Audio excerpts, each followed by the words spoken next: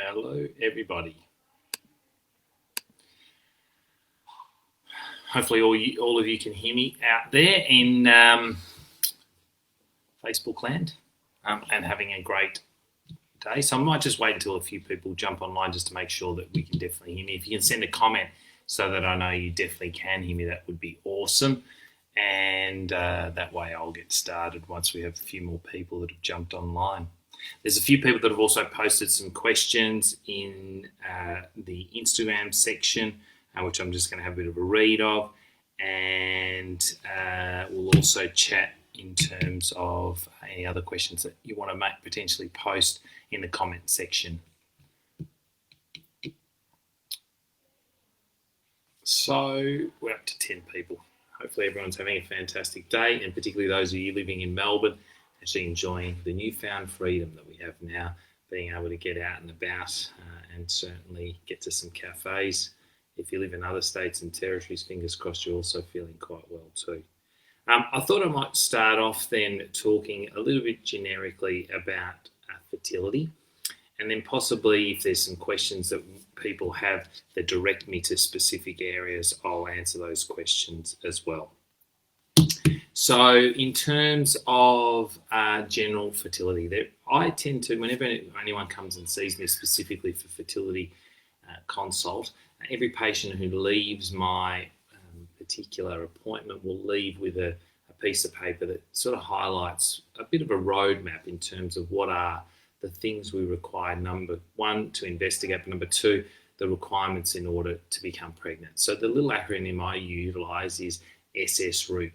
The first one stands for sex, the next one stands for sperm, and the next one stands for receptive uterus, and the next two are open tubes, ovulation, and then, of course, last but not least, patience. We might start off with patience first. One of the things, of course, is that we live in a world of an immediacy. And when it comes to, the food now, and particularly in the time of Corona, you get onto your Uber Eats app and Bob's your uncle, there's food straight away. But irrespective of whether you're trying to conceive naturally or alternatively utilising fertility treatment, whether it be ovulation induction with things like letrozole or alternatively injections, and also IVF, there's unfortunately a journey that you need to go through. And probably the most important thing as a patient is to make sure that you have a good relationship with your clinician, a good relationship with your fertility specialist, and also the supporting nursing staff, counsellors, and administrative support staff, so that you feel cocooned and you feel like you're actually getting listened to. Also be conscious of the fact that we are busy, and what I mean by that is, and that's not to be dismissive of your needs and wants, but rather if you're not feeling like you're being heard, just ring. I mean, I'm on call 24/7. That's partly because I also do obstetrics as well, but I would hate to think that any one of my patients doesn't feel like they're heard, and I'm sure that's echoed amongst all fertility specialists. So if you're worried about stuff, you're unsure of stuff, ring the rooms. We'll follow up with a telephone call towards the end of the day once we've completed the day to make sure that your views or your questions are answered. And so part of that patience is really understanding that if you're trying to conceive naturally in the first instance, that approximately 20% of women per month will conceive. So what I mean by that is if you start off in January and we have all those women trying to get pregnant over the course of a year, if we had 100 women in January try to get pregnant in the first month, 20 would get pregnant and 80 wouldn't. And then that subsequent month in February, 20% of the remaining women would get pregnant, so 16, leaving 64 that wouldn't. And of course, that will go slightly down as each individual month goes by, such that by the time we finish 1 year of actively trying to conceive, that approximately 80% of women will be pregnant and 20 won't. And it's part of one of the reasons why we suggest to couples who are less than 35 that you do wait a little while in order to try to conceive before seeking the advice of a specialist, because it does take some time. That said, if there are any concerns in the setting of irregular menstrual periods, pain with your periods, concerns with ejaculation or intimacy, and I'll go through all those other issues, SSROO, to talk about what they are. If you define or you highlight any specific other reason, see a specialist earlier. Don't wait that full year. And of course, for women who are greater than the age of 35, then ensuring that you see a fertility specialist a little bit early is particularly important in order to just rule out if there's any other issues that potentially, number one, we can optimise in order to achieve natural conception, or alternatively treat in order to try to improve the chances of conception. So now moving back to those first 5 things that I talked about before: sex, sperm, receptive uterus, open tubes, and ovulation. So of course, one of the most important things is sex. If you're in a heterosexual couple, then having sex timed appropriately around ovulation is going to give you the best chance of pregnancy. So for most women who are having a 28-day cycle, ovulation will occur somewhere around day 14. That'll be give or take a day either side. And therefore, having sex every second day from around day 10 through to day 20 is going to maximise the opportunity of being able to make sure that sperm meets the egg during the menstrual cycle. And of course, if you're having irregular menstrual periods, whether they be longer or shorter, then ovulation may be timed a little bit differently. And it's one of the reasons why sometimes the only thing that we need to do is track cycles on ultrasound scan to ensure that we better time sexual intercourse around ovulation. So some women may have very irregular cycles. It might go day 25, day 30, 35 days, 32. And, unfortunately for some people, sex can be laborious and it can be a job, particularly when you're trying to conceive. And so just defining specifically that period of time where sex is most appropriate is going to be the best way of being able to conceive. The next thing we talk about is sperm. And of course, sperm is particularly important with respect to becoming pregnant. Now, whether if you're in a same-sex relationship, of course, sperm we can, fortunately we've got access to donor sperm, and also if you're a single woman. But for those who are a heterosexual couple, then ensuring that the swimmers are actually swimming in a nice forward progression, that there's enough sperm there, and that the sperm look normal is going to maximise the chances of pregnancy. Remembering that those little swimmers need to make their way all the way from the vagina to where the uterus, through the uterus and into the tube in order to achieve pregnancy. So not all of them are little Kenyan marathon runners. Some of them are going to be slow. And so, the more sperm that you have, the better the chance that those sperm are going to make it out to the tube where fertilisation will occur. The next thing, of course, is having a receptive uterus. So a uterus that's structurally normal with no impediment to pregnancy. So what I mean by that is making sure there's no polyps, fibroids, and also looking at things like endometriosis. And we know that, for approximately 30 to 40% of women who present with concerns with respect to their fertility, that they will have endometriosis. And endometriosis doesn't necessarily always mean a woman will have pelvic pain. So a lot of women will find that, a fertility specialist may advise them to do a laparoscopic procedure to exclude and treat any endometriosis, and in addition to that, also confirm tubal patency. And they'll be surprised then when they don't have any period pain, that the obstetrician, fertility specialist is offering that. And that's partly because endometriosis, some women can have huge amounts of endometriosis. Their whole the whole pelvis is just riddled with endometriosis, but have no pain whatsoever. And some women can just have some small spots and they have heaps of pain. And the converse is actually true, that you can have a few spots and heaps of pain, no pain, and lots of endometriosis and be riddled with pain. And that's partly because endometriosis does need to have pain fibres that come to the point of the endometriosis that you can actually feel it. And that's one of the reasons why sometimes a very simple thing, such as doing a laparoscopy and also removing the endometriosis while also having a look inside the uterus to make sure that the uterus is structurally and the integrity is correct, and flushing the tubes, are going to improve the chances of pregnancy dramatically. So endometriosis, for those of you who don't know what it is where the inside of the lining of the womb, called the endometrium, is located on the outside of the womb, whether that be on the supporting ligaments or alternatively on the pelvic side walls. And what it does is, irrespective of whether it causes pain or not, it will undergo the same hormonal influences as the lining of the womb. So it gets nice and thick during the menstrual cycle, but of course it's got nowhere to bleed at the end of the menstrual cycle. So along come these inflammatory cells to try to mop up the endometriosis. And you can imagine then there's this massive chemical soup that's within the uterus that's trying to mop up the endometriosis, or in the pelvis trying to mop up the endometriosis, which can impair ovulation, it can impair fertilization, it can impair the transfer of that embryo down the fallopian tubes and subsequently implantation of the embryo within the uterus.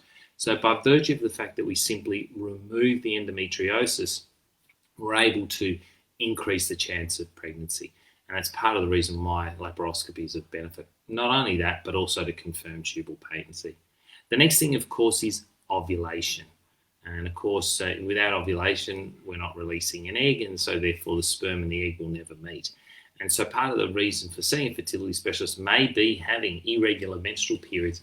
And as a fertility specialist, we will look at why the periods potentially are irregular, look for causes, and also to be able to prescribe medication that can facilitate ovulation. So the common medical conditions that women present with are things like polycystic ovarian syndrome, or whether there's a down regulation of the hormones coming from the brain to the ovary that facilitate ovulation. For those of you who haven't seen your ovaries on ultrasound, they look like little black dots. And so often, when you have a woman, for example, who has polycystic ovary syndrome, they'll say they're cysts. They're not. They're actually follicles. And each one of those little black circles will contain an egg. Now, I want you to imagine that rather than them being follicles or cysts within the ovaries or little eggshells, I want you to imagine they're like seedlings sitting in a flower box. So every woman will plant a different number of seedlings. Some women with polycystic ovary, for example, may have 20 seedlings planted in a flower box, whereas another woman may only have 2 or 3. And this also goes to the point of ovarian reserve, or the AMH test, because you only need one follicle to ovulate once a month for you in order to achieve pregnancy. So the woman who's got heaps and heaps of flowers, it doesn't matter for seedlings in her flower box. She's only ever going to get one sunflower seedling that's going to grow each month. So imagine your brain secretes a hormone. This hormone is called follicle stimulating hormone. I want you to imagine that that hormone is like fertilizer for the seedling sitting in the flower box. So along comes the brain, plants the little fertilizer, and one of the little seedlings starts growing into a big, beautiful sunflower. It blocks out the sunlight of the rest. The other seedlings die away, and you've got one sunflower that you put in the sunflower in the vase every month. And so if you had 20 and you only grow one flower, if you've got 2 follicles or 2 seedlings, you'll only ever grow one flower. So we only need to ovulate 1 egg per month, because in humans, of course, we don't want to have a litter of babies. We really just want to have 1 baby. And so in the process of IVF, to explain that, which we'll talk about in a little minute, IVF is where we're giving super physiological doses of FSH. So it's a bit like giving super fertilizer and a hydroponic system and growing all those sunflowers up in one hit. So the woman who's got 20 will be able to capture, say, 15 of those and put all those sunflowers in a vase. For the woman who's got 2, hopefully will capture all 2 and put them in a vase. And basically what it's doing, and the reason why IVF is successful, is because we can concertina several months of trying into 1 month. So that woman where we can collect 15 eggs, for example, that's like her trying 15 months, 1 month after another, in order to achieve pregnancy. And we're able to compress that into 1 month by collecting all those eggs. Now, all those eggs were destined to die anyway. So all we've done is rescue them, just like those seedlings sitting in that flower box. Giving that super fertilizer, we've rescued them. We've managed to create flowers where there wasn't going to be flower before. And so that's exactly the same with respect to those eggs. They were destined to die, and we've been able to rescue them and collect those eggs. So we're not depleting the ovarian reserve or the number of eggs in a cycle simply by doing IVF. Now, lastly, the next thing is open tubes. And of course, without the tubes being open, the sperm will not meet the egg. And it may shock to surprise you that in actual fact where fertilization occurs is within the fallopian tube. So imagine my arms are a bit like the tubes, the uterus is the body, the arms, the fallopian tube will actually go up to the egg and collect the egg that's being released out of the ovary, and along goes the egg, where fertilization will occur somewhere within the top part of the fallopian tube, and then that little embryo will start making its way down the fallopian tube to implant within the uterus.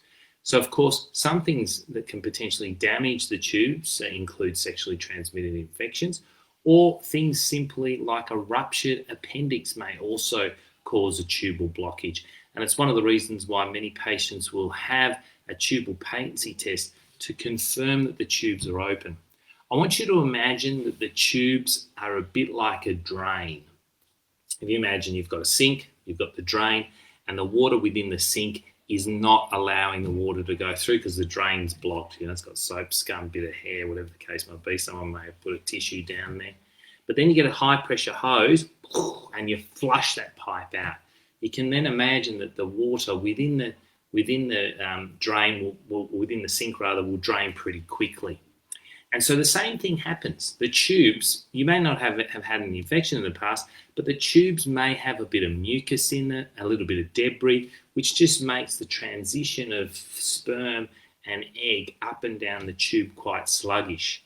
And by virtue of the fact that we do a tubal patency test and we flush the tubes, we're actually increasing the transit time, or allowing the sperm and the egg to be able to move up that tube rather more easily, and as a result, then improve the chances of pregnancy. So often that may be the only thing you need is, number one, confirming tubal patency, and then the next thing, of course, is being able to then improve the chances of pregnancy. Now, for some of my patients, I tend to use a tubal patency dye test, which is called lipidol, which is actually a poppy seed oil. And that's been shown in studies to improve the chances of natural conception for couples who are trying to conceive with respect to tubes. So someone's got a question, I have a blocked tube after 2 rounds of IVF, would you recommend a flush? Now, I think if at the end of the day there's only one tube that's blocked, you're young and you want to optimize the chances of natural conception, then of course flushing the tube is going to improve that chances of natural conception. You wouldn't do any form of tubal blockage test, of course, if you were still considering doing IVF. Because the main reason why IVF was actually invented in the first place, or what drew doctors to help women with IVF, was because those women had a significant amount of chlamydial and gonorrheal infections during the 70s, had tubal disease. So in actual fact, whilst they were fertile in so much as they had good egg numbers and they were ovulating, unfortunately the tubes were blocked due to an STI or an STD. And so doctors were able to collect the eggs, fertilize them and place them back into the uterus. And so having a tube blocked doesn't mean that IVF doesn't work. So in other words, yes, do a tubal patency test if you're trying to improve your chances of natural conception, or with ovulation induction or intrauterine insemination, but don't do it if you're doing IVF. I've spoken for about 18 minutes on that, but if anyone's got any questions specifically about sex, sperm, receptive uterus, open tubes, ovulation, and patience, I'll take those questions now. Someone's asked about when should you see a specialist. I think I've answered that at the start of the discussion. Thanks, Kelly. And Robert, I've answered your question. So I will wait a couple minutes more to see if there's any questions specifically about what I've just talked about. And then I think what I might do is touch on just some simple treatment regimens that we as fertility specialists utilise in order to improve the chances of pregnancy without necessarily doing IVF. And we'll talk about IVF as being one of the things that we will consider, of course, in any treatment protocol. All right, in the absence of any questions, let's talk about some very simple treatment protocols. So again, when you sit down with a fertility specialist, irrespective of whether they use my acronym or not, and of course my acronym is what I've utilised, they'll have their own sort of branded acronym, you ultimately will try to identify, and every single time I see a patient, I try to identify a clearly identifiable and reversible cause for the couple's infertility. So if we take, for example, sex, it may be simply just trying to get the couple in order to have sex appropriately timed around ovulation. So sometimes that may involve seeing a sex therapist, whether it be for the male or for the female. Alternatively, it may also giving medication such as Viagra if it's very difficult with respect to erectile dysfunction. Some women, of course, will have tremendous amounts of pain with sexual intercourse, not attributable to anything like endometriosis, but due to an overactive pelvic floor musculature. And in that case, where they're wanting to conceive, and that's the primary goal, and less surrounding things such as having sex, then we can use simple things like self-insemination, where the couple will collect sperm in a syringe from a cup after the man's ejaculated into that cup and then insert that small syringe into the vagina. Of course, with respect to sperm, if there is a sperm issue, we'll try to optimize, we'll try to look at hormonal profiling of the man, check if there's any issues with respect to the testes. And of course, if there's persistent low amounts of sperm or low amounts of sperm swimming in a forward progression, or low amounts of sperm that are actually looking normal, there may be supplements we may use. We may use some medication to improve the sperm, or alternatively, we may be recommending IVF as a form of being able to make sure that the sperm meets the egg. And we can do that in the process either of IVF or alternatively in something called ICSI, where we inject, we inject the sperm directly into the egg, a process known as intracytoplasmic sperm injection, or ICSI. Now, the next thing is a receptive uterus, and as I've already alluded to, having a look at things like endometriosis, removing that endometriosis may also improve the chances of pregnancy. And with respect to ovulation, if a woman presents with not ovulating regularly, then the first step really should be to try to reverse that and try to help a woman ovulate. And we can do that through a couple of modalities. Number one, giving an oral tablet called letrozole, or in some cases Clomid, or alternatively giving injections. And that's basically like giving fertilizer. Rather than getting the fertilizer from your own brain to try to increase those little seedlings sitting in the flower box, we're actually going to Bunnings, we're grabbing some fertilizer in the form of a little injection, and we're injecting it in to try to stimulate the ovaries. Of course, if there's tubal disease, it's very difficult to reverse that because the tubes are blocked. It's a bit like having a pipe full of rust. And unfortunately, we can't replace the tubes. Once they're blocked, unfortunately, they're blocked. And it's likely that the disease, whether it be because of an infection or inflammation, will occur up and down the whole tube. Just like a pipe, there's rust up and down the whole lot. So in that case, we would more than likely be suggesting IVF to the couple. Now, Gemma's asked, how many rounds of ovulation induction would you recommend following a tubal flush? So I tend to not want to. I understand that, of course, the tubal flush can be quite uncomfortable, but also it may not necessarily be always necessary. So in the absence of any infection in the past, we may not jump to that straight away. So I tend to do 3 cycles of ovulation induction. If we're not pregnant, then we're either offering potentially one, a laparoscopy to exclude and treat any endometriosis, but also flush the tubes at the same time. Or in the absence of a woman wanting to do surgery, which of course is appropriate, then the thing that we may do is a tubal flush at that point, and then do another 3 more cycles of ovulation induction before we consider doing IVF.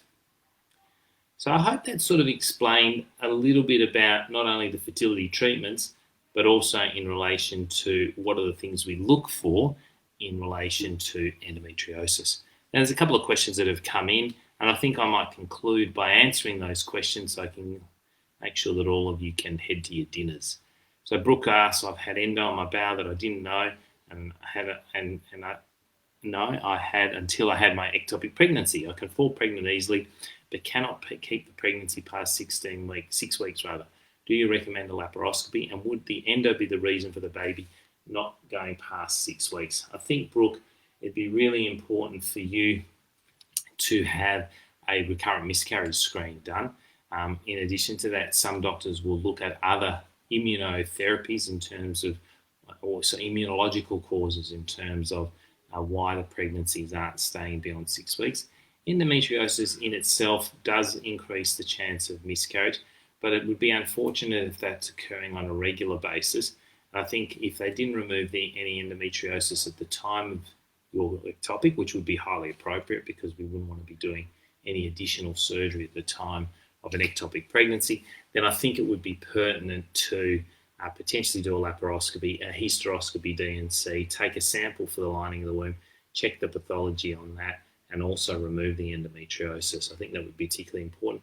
And also doing a recurrent miscarriage screen, looking for immunological causes, checking you and your partner with respect to chromosome analysis, and also looking at hormonal and endocrine things such as prolactin, also diabetes, high blood, also thyroid disease, and in some cases the sperm. So we know that sperm DNA fragmentation can also lead to miscarriage. Best way of explaining sperm DNA fragmentation is I want you to imagine that the testes are a bakery and the bread is the sperm. Now, as soon as the bread is made within the bakery, it's nice and fresh, beautiful, tastes nice. By the time it gets out to Woolies or Coles, it may become stale. Now, the same thing happens with sperm. Sperm gets produced within the testes. It's nice and fresh. The DNA is good.